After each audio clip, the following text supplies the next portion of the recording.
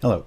Today I just want to take you through a simple indicator. This indicator will detect inside bars on the chart and then draw an arrow on the chart to indicate a potential entry point. I've got the chart showing on screen here, and this is just showing the most recent entry point for dollar yen. The arrow here shows which bar is the inside bar, so you can see this bar is entirely within the size of the bar before that, and then the price that's drawn on the screen at the top shows the potential entry point, which is actually the high price for the earlier bar. So this indicator will find the inside bar, and then depending whether that is above or below a moving average line, it will draw a price line above or below the outside bar before that. It's a simple indicator, but it shows some interesting techniques. I'll start with MetaTrader 4 because that's the simple case, and we'll go through all of that, and then I'll show where those changes need to be made to turn that into an MT5 indicator. Now I have the editor on screen for MetaTrader 4. I've already used the wizard to create the outline and tied it up a little bit, just changed the comments and the structure here. But you can see it already has the OnInit and the Oncalculate sections. And those are the only two event handlers I need, and I'll add one more custom function to this later. Now I said in the introduction that this indicator would draw the indicator line above the price if the price is above a moving average, and below if it's below the moving average. So I need a moving average. So I'll just do the inputs for that now.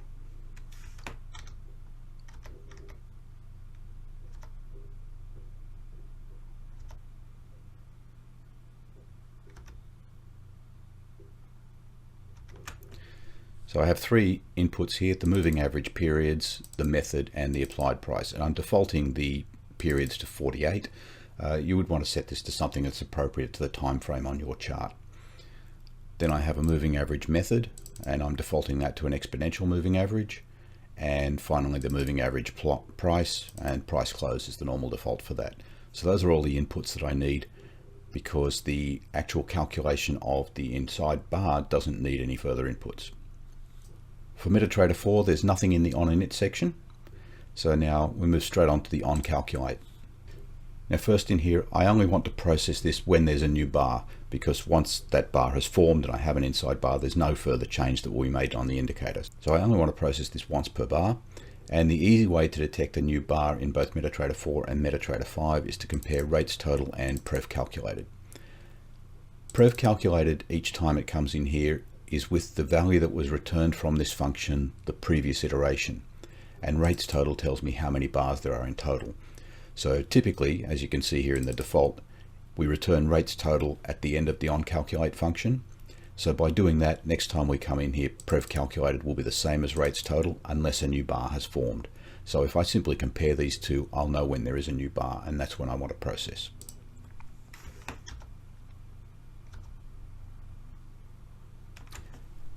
And so I'm doing that simply by saying if rates total is the same as prev calculated, so if rates total is equal to prev calculated, then I just return rates total, and that's all. It won't go any further in this process. So it'll simply exit the loop early. The next thing I need to test is whether an inside bar formed on the bar that has just closed.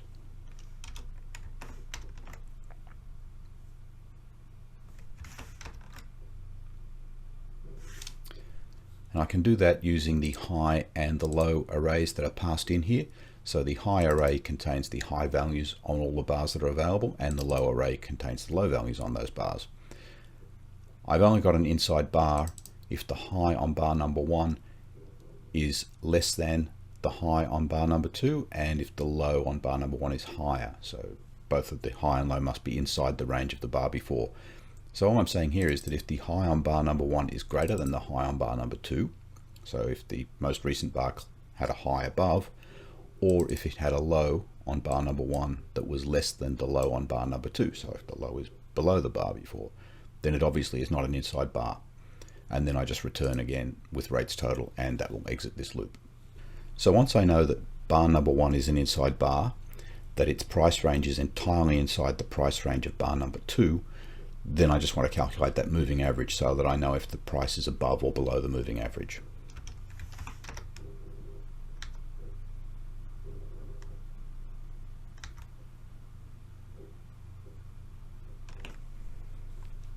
So I'm calculating the moving average here. It's a double.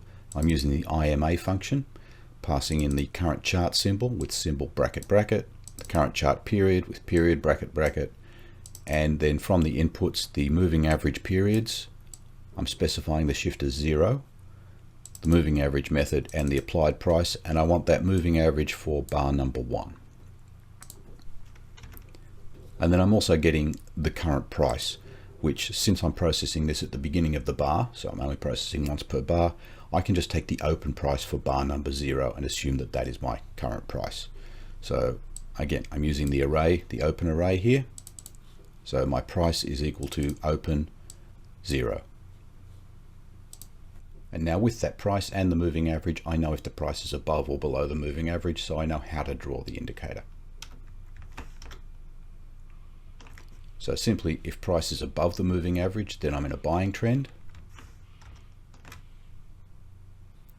And I'm going to call this function draw flag, which I'll show in a moment. And I'm passing into that a label, because all objects on screen must have a name. So this is the prefix to that label that I'll be using. And I'm just calling it open. And the reason I'm passing that prefix is that I'm currently only drawing one object on screen, and that is the potential entry price. You may want to extend this to also display a potential stop loss or take profit price. And so by adding another label in here, you can draw those as well. And the arguments I'm passing to this then are the label prefix, open, the time where it's going to be drawn. So although the inside bar is bar number 1, I'm going to draw this arrow on bar number 0 because I'm trying to show the entry point when the value on bar number 0 crosses that. So I'm passing in time 0. Again, that comes from these arrays passed into the function. And I want to draw it at the high of bar number 2. So this is the high of the outside bar. I'm in an upward trend, so I want to enter at the high of the outside bar. And I'm just drawing this as a green for an entry point for the buy.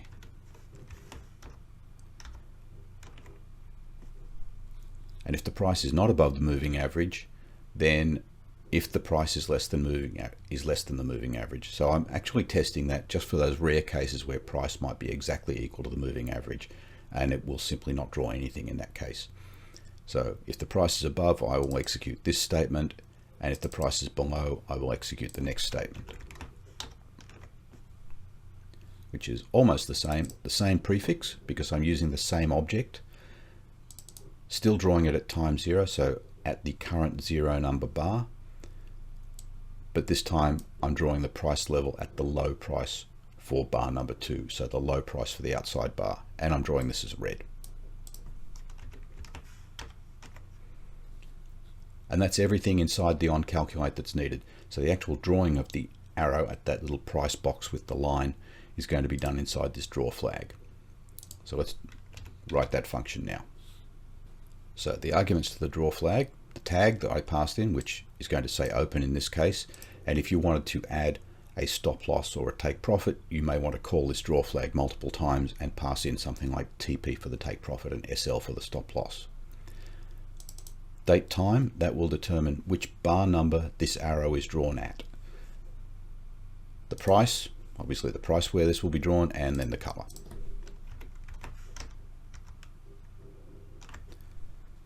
So the name that I'm creating then is going to be IB underscore flag underscore, and then that tag that's passed in.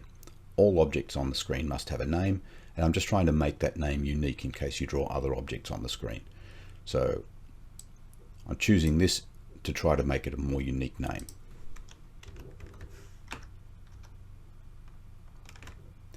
So first I want to find if that object is already on screen.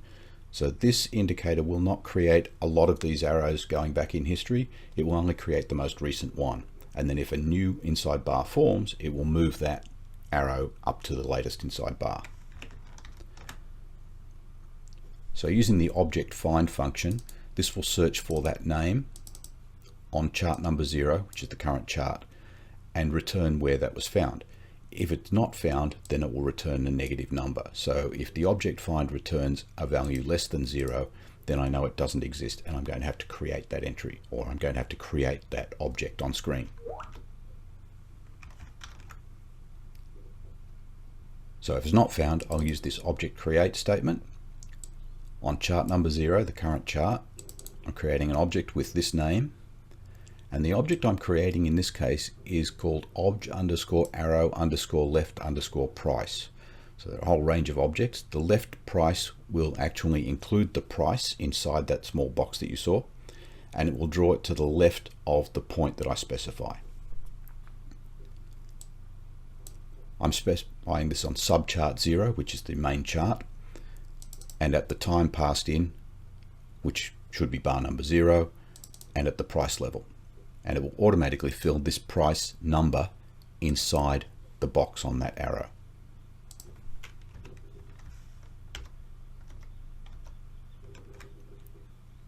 Now, if this object already existed, then it's somewhere further back on the chart. So just in all cases, I'm going to reposition this to where it should be, even though when it's new, I've already created it at the correct time and price. In case it already existed, I'm just going to move it up to that current time and price, and I'm also going to set a couple of other values. So first, with the object set integer, again, these are all with chart number 0 and name of the object. I'm setting the time, obj_prop_time, to the time passed in. And that will simply move it. If it's in the past, it will move it forward to bar number 0.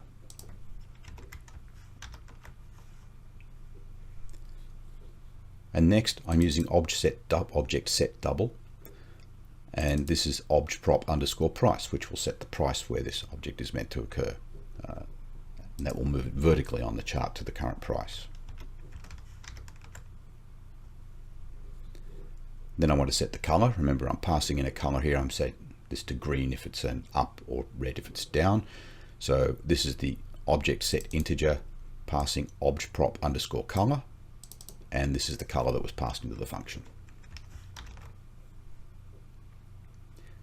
And finally, this isn't necessary for the display, but object set integer and setting obj_prop_selectable to true means that if you right click on the chart and bring up the list of all objects, this will show in that list. You can see it with, there's a button on that dialog box that also says list all objects, but this will just make it show in there by default.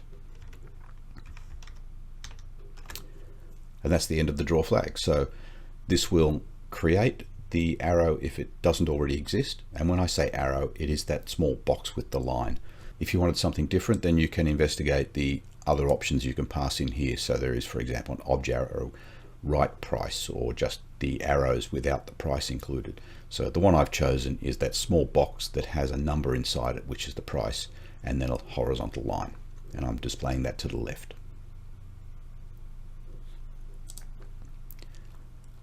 And that completes everything for the MetaTrader 4 version. I'll just compile to make sure I haven't got a typo there. It should have been an uppercase F. Try again. There. So that's everything for MetaTrader 4. So now I'll just copy all of this code into MetaTrader 5 because most of it's the same, but then I'll go to the MetaTrader 5 editor and show the changes that we need. Now in the MetaTrader 5 editor, I've already created this, and I'm placing this inside Orchard, and I've created a folder called inside bar buy sell, and then my indicator is called inside bar buy sell. First thing, I don't need property strict. Won't hurt to leave it there, but it's not needed for MetaTrader 5. The inputs are the same, but in MetaTrader 5, I'm going to be calculating a moving average, and those functions are handled differently. So I need to create a handle for that moving average indicator and then a buffer to store the values from it.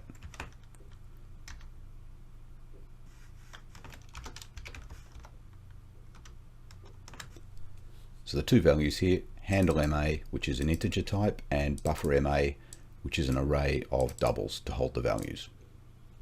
And now that I have those, I need to initialize the moving average indicator once only in here. And I'll do that in the onInit section.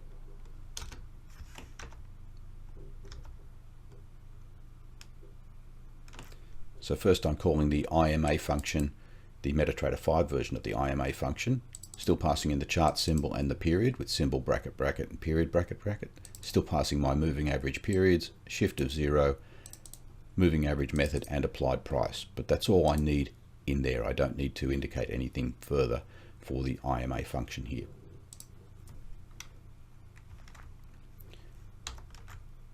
Now that will return a handle to the indicator. If that fails for some reason, then the handle will be invalid. So I'll get this invalid handle returned in the handle MA variable. And if that happens, I just print a message that I couldn't initialize it, return init failed, and that will exit this indicator. If that was successful, then I want to turn this buffer MA into a series, because I actually like to have the buffer number 0 matching bar number 0 on the chart. So I'll just set that as series once only here.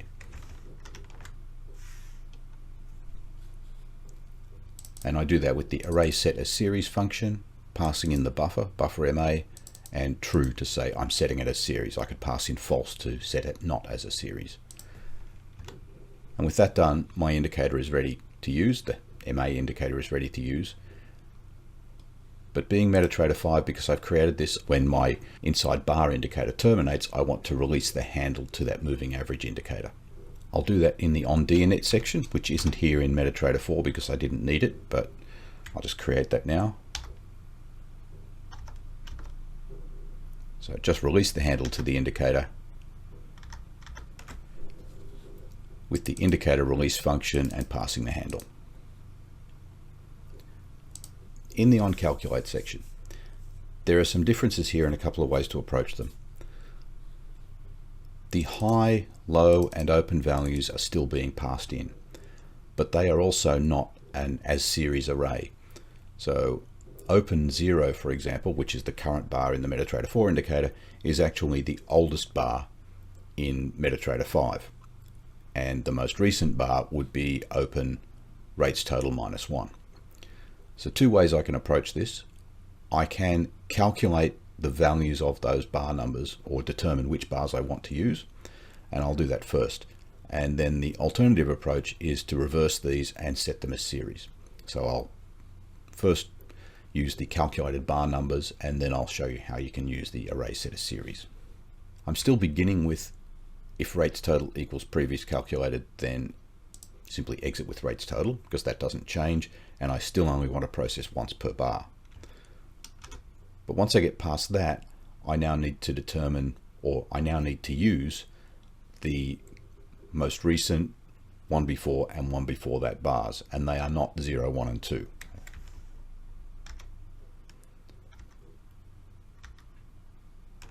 So I'm just choosing to calculate these once only. I could simply use these numbers inside the remainder of the code, but I just find it more convenient to calculate a value once only. So bar number 0 will be actually at position rates total -1. So rates total is the total number of elements in the array.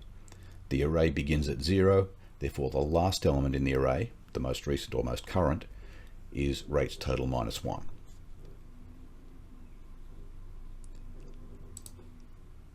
And that means that in these calculations, instead of using high 1, I need high bar 1. And I'll just copy that in. Same for high 2, I need high for bar 2. For low 1, I need low for bar 2. And low 2, I need the low for bar 2. So apart from changing the bar numbers, this test is exactly the same. I'm looking for an inside bar by saying the high on that bar must be lower than the bar before, and the low on the bar must be higher than the bar before.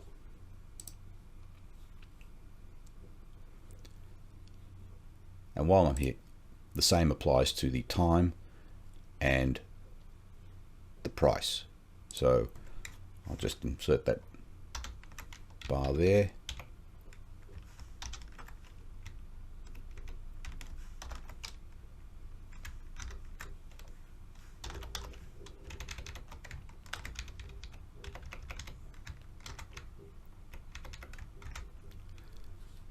I think that's catching everything.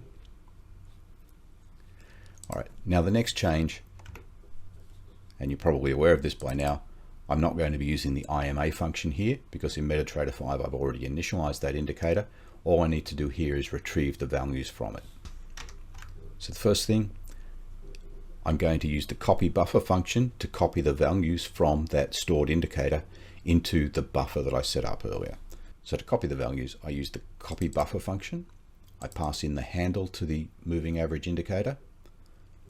The buffer number that I want to get the value from from that moving average indicator, and moving averages only have one buffer, so that's buffer number 0, the start position, and the number of values that I want returned.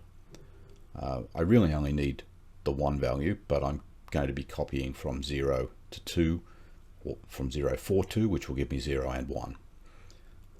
And then the array that I'm copying those values into, which is the buffer MA.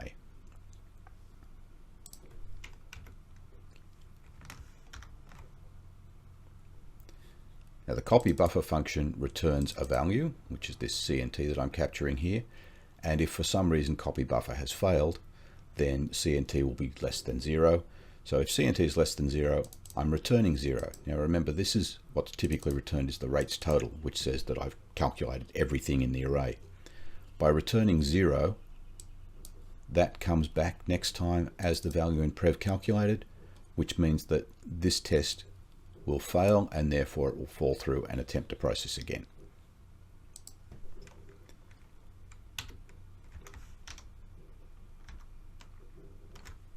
And then to actually get that moving average value, I simply need to retrieve position number 1 from buffer MA. Now remember, I have set buffer MA as series earlier, and that's why I'm able to use 1 here instead of using this bar 1.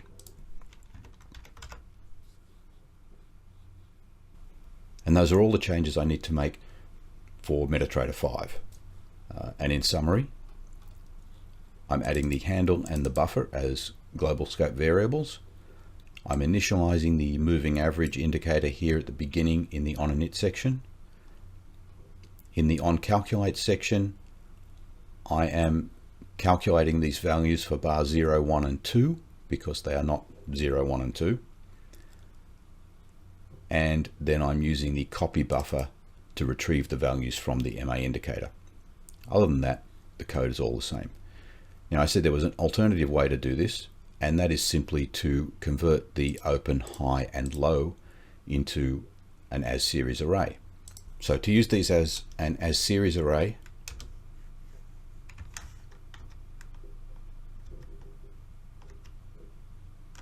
I can simply use the array set as series on these. I have to apply that every time I come into this loop because it gets reset outside of this Oncalculate function. I don't want to waste time by doing it every time I'm in the loop, so I'll leave it to happen after this rates total equals prev calculated. That way it will only happen once per bar. And if I do that, then I can remove these statements. I can change all of these.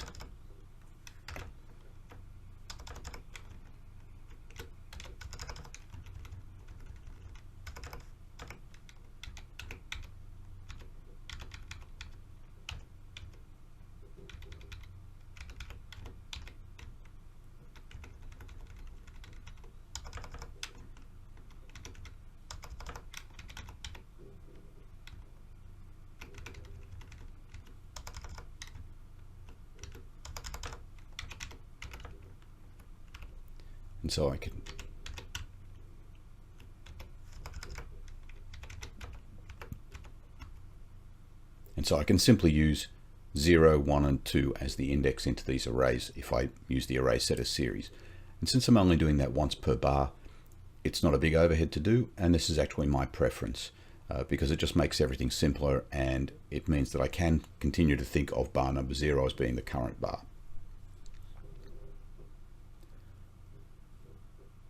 But those are two options for you, and it's up to you to choose which one you prefer. I'll just compile that to make sure, no errors, although I do get this no indicator plot defined.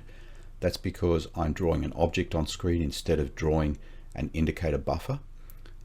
And without that, then I get this warning message. It's not an error, I can continue, but that's simply telling me that I've forgotten to define a buffer to store a value. If you really wanted to, you could define a buffer and perhaps store the value that you're getting in this calculation there. I'm not going to bother. And if you wanted to calculate a take profit and stop loss, as I said, calculate those values and simply call the draw flag again. You might want to change the color, but just change this tag value and you'll get a take profit and a stop loss also appearing on the screen. So I hope this has been useful for you. If it has, remember, click the like button. If you want to see more of our videos, then click subscribe, and then if you click the bell icon, you'll actually be notified when we release new videos. So until the next time, thank you for watching.